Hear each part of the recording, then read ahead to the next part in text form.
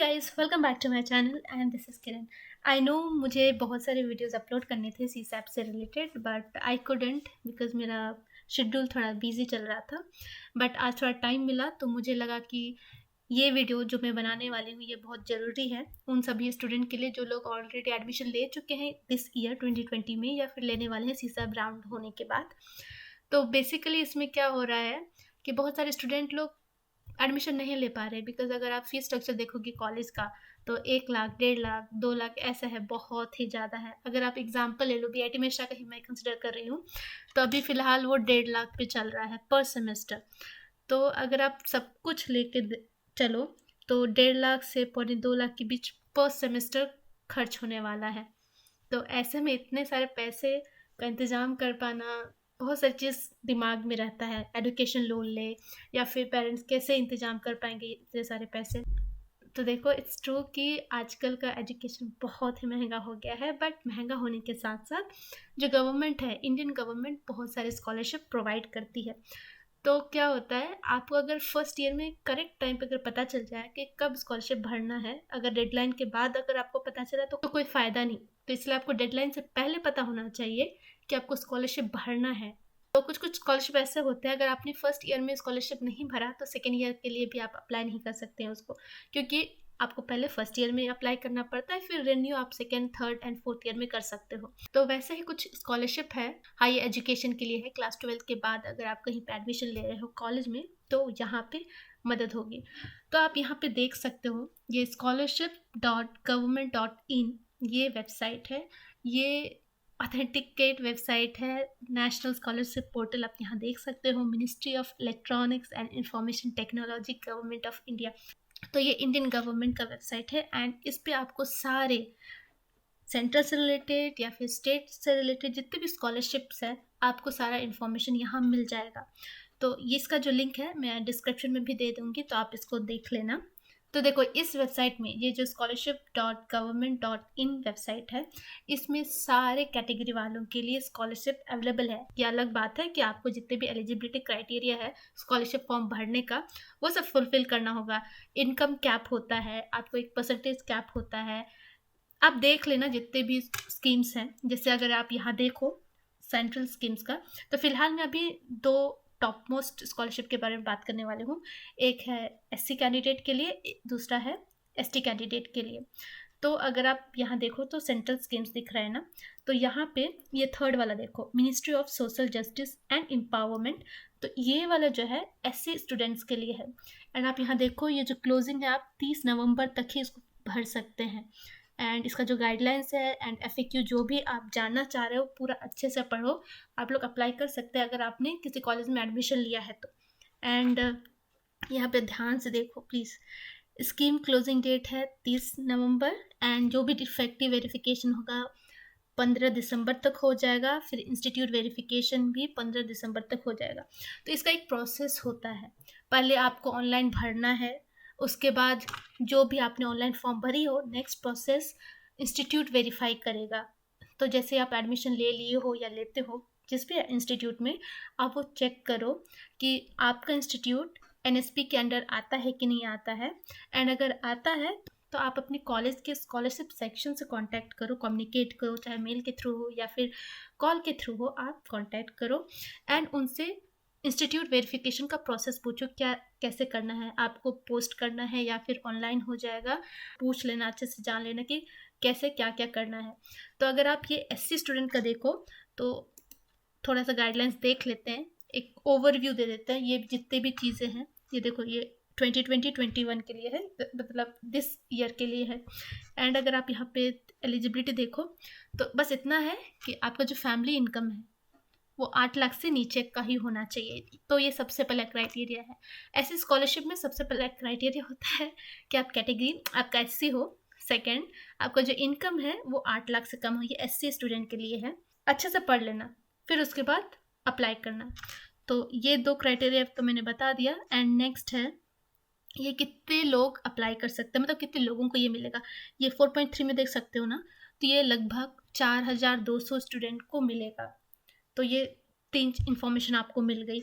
And बाकी का information ये कितना स्कॉलरशिप मिलेगा आपको। तो यहाँ देखो, ये लगभग पूरा आपका जितना भी इंस्टीट्यूशन फ़ी है ना, एंड मतलब समझ लो जितना भी आपका कॉलेज फ़ी है ऑलमोस्ट आपको रिपे हो जाएगा इससे। एंड एक्स्ट्रा अगर आप देखो तो 3000 पर मंथ पर स्टूडेंट ये बुक्स एंड स्टेशनरी के लिए मिलता है।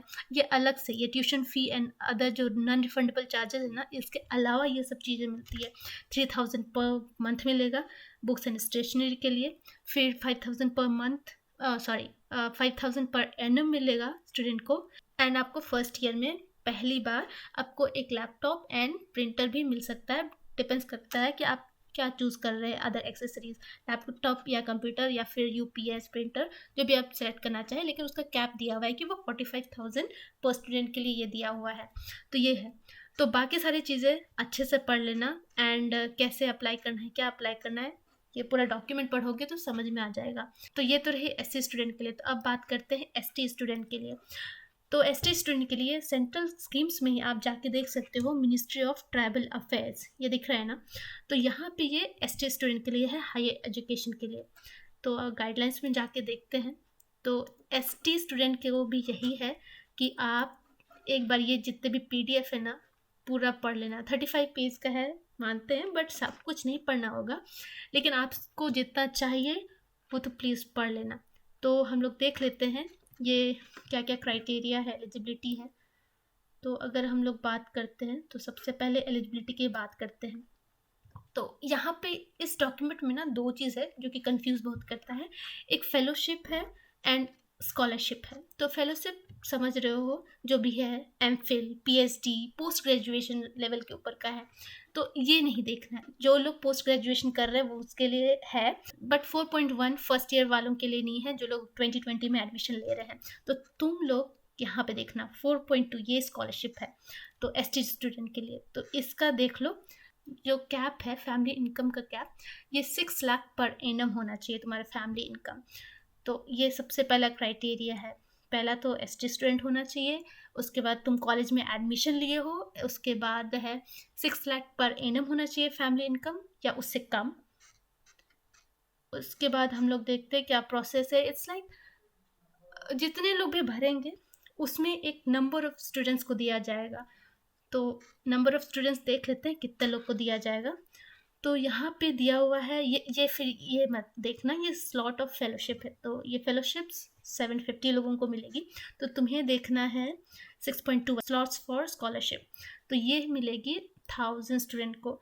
तो देखो अगर तुम्हारा जीमेल में एसटी रैंक विद इन 2000, 3000, 5000 भी है ना, तो आराम से मिल जाएगा। क्योंकि सारे जितने भी कैंडिडेट हैं एसटी कैंडिडेट, सब सारे क्राइटेरिया फुलफिल नहीं करते होंगे। मे बी किसी का फैमिली इनकम ज़्यादा हो जाएगा 6 लाख के ऊपर, तो वो लोग अप्लाई नहीं कर सकते, ऑब्वियस सी बात है। तो इसलिए जितने लोग हो ना एसटी स्टूडेंट, जो लोग ये सब क्राइटेरिया फुलफिल करते हो भर दो। एंड जहाँ तक मुझे पता है ये जो 1000 दिख रहे हैं ना, इतनी स्कॉलरशिप भी मिल नहीं पाते हैं एसटी स्टूडेंट को, क्योंकि वो लोग को फर्स्ट ईयर में पता ही नहीं रहता है कि ये अप्लाई भी करना है। तो मुझे लगा कि ऑफ कोर्स ये वीडियो बनाना चाहिए, सो तुम लोग को पता रहे कि स्कॉलरशिप मिलती है। एंड ये सारे स्कॉलरशिप के लिए तुम्हें फर्स्ट ईयर में अप्लाई करना होगा। एंड इसका डेडलाइन भी आई थिंक 30 नवंबर 2020 है। एंड बाकी सब डिटेल्स इस पीडीएफ में या एफएक्यू में मिल जाएगा, तो अच्छे से पढ़ लेना। एंड नेक्स्ट हम लोग अगर बात करें कि कितना स्कॉलरशिप मिलेगा, तो वो भी देख लेते हैं। एंड ये देखो ड्यूरेशन है, आपको कितना मिलेगा। ये फेलोशिप का टेन्योर है, तो इसको तो देखना नहीं, हमें स्कॉलरशिप का टेन्योर देखना है। तो इसके लिए मतलब 4 साल अगर बीटेक कर रहे हो तो 4 साल मिलेगा। एंड अगर फाइनेंशियल असिस्टेंट में ये बात करते कितना मिलेगा, तो फिर ये फेलोशिप वाला नहीं देखना है 9.1, हमें देखना है 9.2। तो जो इंजीनियरिंग कॉलेज में फर्स्ट ईयर में एडमिशन लिए हैं उनको क्या होगा, ये देखो उन्होंने पूरा बोला है जितना भी ट्यूशन फ़ी होता है ना, एंड जितना नॉन रिफंडेबल ड्यूज़ है वो सारे मिलेंगे। एंड यहाँ पे एक कैप लगा हुआ है, अगर जो लोग प्राइवेट कॉलेज वाले हैं उनको 2.5 लाख पर एनम एक कैप सेट किया हुआ है, इतना ही मिलेगा। लेकिन ऐसे ये जो है गवर्नमेंट या फिर जीएफटीआईज, इसमें कोई कैप नहीं है। अगर आपका पर सेमेस्टर 1.5 लाख है ट्यूशन फ़ी अज्यूम करो, एंड अदर चीज़ मिला के टोटल 2 लाख हो रहा है पर सेमेस्टर। अगर आप गवर्नमेंट कॉलेज में हैं तो आपको 4 लाख पर ईयर। तो अदर देन ट्यूशन फ़ी आप यहाँ देख सकते हो और भी चीज़ें मिलती है, जैसे बुक्स एंड स्टेशनरी के लिए आपको 3000 पर एनम मिलेगी, एंड उसके बाद लिविंग एक्सपेंसेस आपको 2200 पर मंथ मिलेगा। एंड आप यहाँ देख सकते हो ये जो कंप्यूटर एंड एक्सेसरीज है, तो ये स्कॉलरशिप अगर आप 4 साल का बीटेक या कुछ भी कॉलेज कर रहे हैं तो आपको फर्स्ट ईयर में ये कंप्यूटर एंड एक्सेसरीज मिलेगा।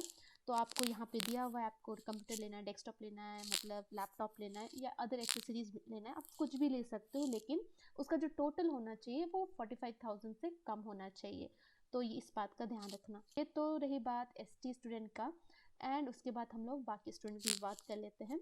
तो जैसे यहाँ पे सारी कैटेगरी के स्टूडेंट के लिए स्कॉलरशिप अवेलेबल है, तो आपको बस एक बार एक्सप्लोर करना होगा कि आप किस कैटेगरी में फिट बैठते हैं, मतलब किस एलिजिबिलिटी को फुलफिल करते हैं। तो आप सारे एक्सप्लोर करना, ये सेंट्रल स्कीम्स देख लेना, ये यूजीसी स्टेट स्कीम्स, जो भी आप एलिजिबिलिटी फुलफिल करते हो उसमें स्कॉलरशिप भर देना। तो और एक बात, ये जो स्कॉलरशिप मिलती है ना, ये आप साल में सिर्फ एक ही स्कॉलरशिप अवेल कर सकते हो। दूसरी बात ये ध्यान रखना कि फर्स्ट ईयर में तो आपको अप्लाई करना है, and second third and fourth year में आपको रिन्यू करवाना होता है, तो उसका भी एक एलिजिबिलिटी क्राइटेरिया फुलफिल करना होगा आपको। जैसे आपका एक जो बेसिक चीज़ है इनकम का, वो इनकम आपको फुलफिल करना है। आपका बेसिक इनकम या तो 6 लाख से कम होना चाहिए या फिर 8 लाख से कम होना चाहिए, फैमिली इनकम ये सब। एंड उसके बाद आपको जो CGPA या SGPA जो भी बोलो, ये मेंटेन करना होगा। या तो आप गाइडलाइन जाके देख लेना, या तो आपको पास होना पड़ेगा हर सेमेस्टर में, या तो एक परसेंटेज फिक्स है उससे ऊपर ही लाना होगा, जैसे 50% उन्होंने बोला होगा, या फिर 60% या 70%, आप गाइडलाइंस में देख लेना जो भी परसेंटेज है। तो आज का वीडियो आई होप आप लोग को थोड़ा सा राहत दिया होगा, जो भी लोग कॉलेज में एडमिशन ले रहे हैं। तो आप लोग स्कॉलरशिप भर देना टाइम पे, एंड अपनी स्टडी पे फोकस करना, कॉलेज की स्टडी पे। तो आज के वीडियो के लिए बस इतना ही था, मैं मिलती हूँ आपको नेक्स्ट वीडियो पे।